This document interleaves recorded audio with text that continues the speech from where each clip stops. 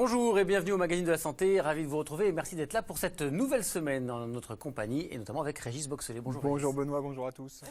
Peut-on rire de la maladie? Anne-Alexandrine Briand, alias AA, s'y emploie avec un malin plaisir. Régis. Atteinte d'une sclérose en plaques et d'une dystonie myoclonique, c'est une maladie rare qui provoque des contractions anormales des muscles. Elle a abandonné sa robe d'avocate pour les planches, sa façon à elle de s'affranchir du handicap. Anne-Laure Jean, Sébastien Rioux et Régis Serrazin l'ont rencontrée. Je suis allée aux urgences et c'est là que la sclérose en plaques a fait son entrée dans ma vie. Cette entrée en fanfare, Anne-Alexandrine s'en serait bien passée. Elle avait 20 ans quand la maladie a été diagnostiquée. 10 ans plus tard, elle a pris le parti d'en rire. Je me suis dit, mais c'est dingue en fait ça. Le rire, ça peut vraiment faire passer beaucoup de choses. C'est une arme formidable en fait, de sensibilisation. Je me réveille le matin et je vois double. Enfin, je voyais en quadruple. Et c'est une chance, parce qu'en fait, quand je n'aime pas quelqu'un, il me suffit de me placer pile dans l'axe et je vois pas sa gueule. Le but aussi, c'est de faire rire un peu jaune parfois, pour juste que les gens aient conscience de ce qu'on vit quand on est atteint d'une sclérose en plaques ou d'une maladie chronique en fait. Comment ça va? AA, c'est son nom de scène, c'est de quoi elle parle. Elle souffre d'une autre maladie, et elle est rare, la dystonie myoclonique. Les petits tremblements ou mouvements involontaires que je fais parfois, c'est des myoclonies en fait. C'est mignon, myoclonie. C'est mignon mais c'est chiant.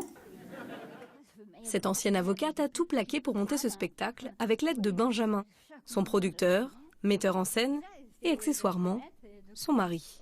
On a conditionné ce spectacle pour qu'il fasse mouche avec une mise en scène donc, qui est un peu plus stand-upée pour qu'il y ait plus de rythme et de punchline. C'est le producteur qui parle, qu'en pense le mari? Ah bah alors le mari, c'est autre chose. Le mari, c'est la fierté, là.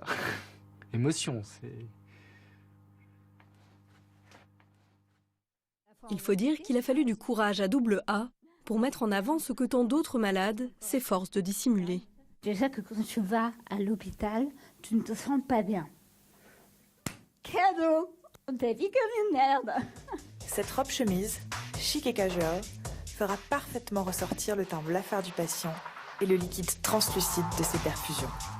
Il y a toujours un moment gênant, ces moments où on ne sait pas si on doit rire ou pas, etc. Et là, franchement, c'était bien présenté, bien ficelé. On est en empathie, mais pas que. On est aussi en réflexion sur pas mal de sujets. Elle ose dénoncer un certain nombre de choses. La blouse humiliante, voilà, la manière d'être traitée quelquefois. Et je trouve que c'est bien. Sur les planches, Anne-Alexandrine a su s'affranchir du handicap. Mais dans ses gestes quotidiens, la maladie l'a rattrapée. Je suis très vite très fatiguée. C'est-à-dire que si je ne prends pas de médoc pour m'aider, je tiens 4 heures. Je sors 14 heures. Donc voilà. Et puis dès que je fais quelque chose qui me demande de l'attention, il faut vraiment que je coupe avec un moment de repos. Avant, je faisais vraiment beaucoup de choses. Je travaillais, j'allais au sport, je savais boire des verres avec mes amis. Et aujourd'hui, je dois tout planifier. À cause de ces tremblements, impossible pour elle d'ouvrir une bouteille, de cuisiner, bref, de recevoir comme elle le souhaiterait. C'est pratique, les copines. J'en profite pour leur demander de me faire les ongles ou même m'épiler les sourcils, parce que je ne peux pas le faire toute seule. Les limites d'Anne-Alex, je les vois, mais je lui dis pas. En fait, je la laisse faire et si elle a besoin, je suis là. Après une septicémie qui a failli lui être fatale, Anne-Alexandrine s'est dit que la vie était trop courte et qu'elle devait mener à bien ce projet qui lui trottait dans la tête depuis des mois, devenir humoriste.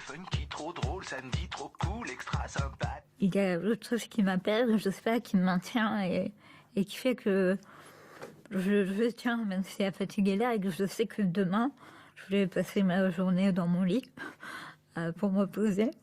Mais c'est pas grave, parce que c'est tellement... je sais que ça va être du bonheur, en fait.